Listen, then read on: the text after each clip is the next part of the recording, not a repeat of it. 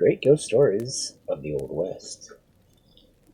The Western Writers of America is an organization of professional authors whose aims are to promote their common interests, encourage the writing of better quality Westerns, and bring them more effectively to the attention of the reading public.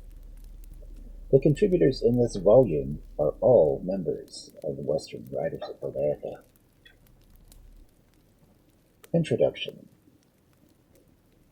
Ghostly history is as old as man's. Ghosts gathered in the shadows of prehistoric caves, walked drafty halls in ancient castles, and creaked the stairs of the colony homes. Whenever man has journeyed, ghosts have followed. They crossed the Bering Strait with the ancestors of the Indians. They whisked across the Atlantic with their Jamestown settlers. And when the Americans packed their Congressa wagons and headed west, ghosts moved with them. But the land west of the Mississippi River was unlike land that had ever been seen by man or ghost. The lonely windswept prairies led on forever. Strange desert plants took human forms in the midnight, and mesas rose like forbidden islands in seas of tinted sand, endlessly changing with the movement of the sun and cloud. Water-carved rocks took weird shapes. Gigantic mountains blocked the trails, which cliffs and wooden canyons that moaned with the wind. If ever a land was created for haunting, it was the American West. It was also a harsh land, one that made its own rules. Men who could live happily by them were mavericks, individuals as strange and varied as the landscape itself. Small wonder that the ghosts were mavericks too. No clanking dungeon chains or wafting through dusty corridors for western ghosts. Occasionally one took refuge in a bell tower of a ruined Spanish mission, or parade ground of a deserted army fort. Few buildings, however, are haunted in the West. The Indians destroyed their homes rather than risk a haunting, but it probably wasn't necessary. Whole mining towns have been left for the specters, but few spooks walked so-called ghost towns. As a general rule, Western ghosts, like men they followed, preferred the rugged outdoors. Ghosts gathered around the campfires of the mountain men, joining ancient Indian spirits and those brought by the Spanish conquistadors. Cowboy ghosts followed spectral trail herds, riding phantom stallions. Ghosts prowled abandoned mines and guarded forgotten treasure. There are even haunted railroads, though it's been many years since anyone has reported a ghost upon the tracks. Passenger trains are too few and diesel engines too swift. Besides, ghosts don't care to mix with those superhighways, neon lights, and glass-sided skyscrapers and jet planes. Ghosts need drafty homes, deep shadows, and country quiet enough for the wind to be heard. They can't compete with TV sets and transistor radios. The big creaky houses they loved are disappearing, and so are the ghosts. But in the desert, the wind-swept mesas and canyons of the West, a few phantoms still linger. A lonely campfire will draw them to hear their stories retold.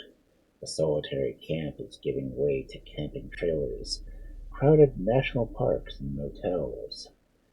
Highways invade the remotest sections of the West, and the ghosts retreat. Before they disappear forever, the Western Writers of America have tracked down some of the most famous of the Western ghosts. In their stories, one can trace the history of the American West and the men who tamed it. They were adventurers, tough and impulsive, doggedly challenging the hardships of rugged terrain they called home.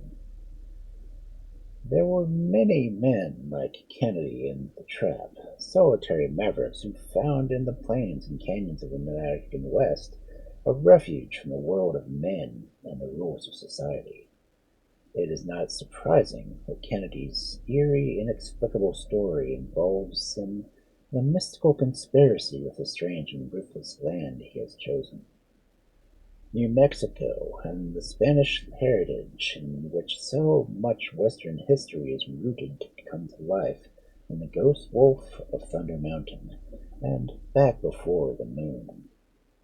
In different ways, the suspenseful tales reveal an exotic supernatural world that Spanish frontiersmen found in the mesas of the West.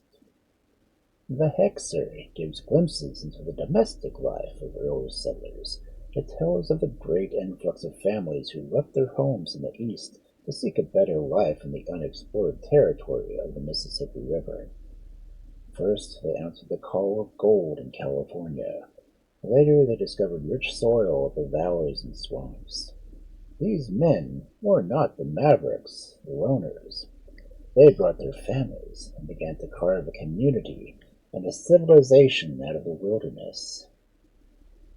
The ghostly events surrounding the Hexer in this story have a totally different impact than those of the other tales. Perhaps the most essential and least often explored character in the drama of the American West is the American Indian. The Strange Valley is a mind-twisting tale about three young Sioux Indians. In the middle of the narration, the story makes a shocking about-face, jolting the reader's sense of time and place. This arbitrary leap may correspond to the change experienced by the Indians of the West. Suddenly, strange white settlers began seizing their territory, transforming it to suit new and mysterious uses, and leaving them disinherited in their own country. Past ghosts and present realities become strangely confused in this mystifying story. The two remaining legends have a robust spirit of the frontier adventurer, and Johnny Who Rode the Ghost Train. Young Johnny is a gold seeker, that stubborn breed of American who flocks to California in the hopes of striking it rich.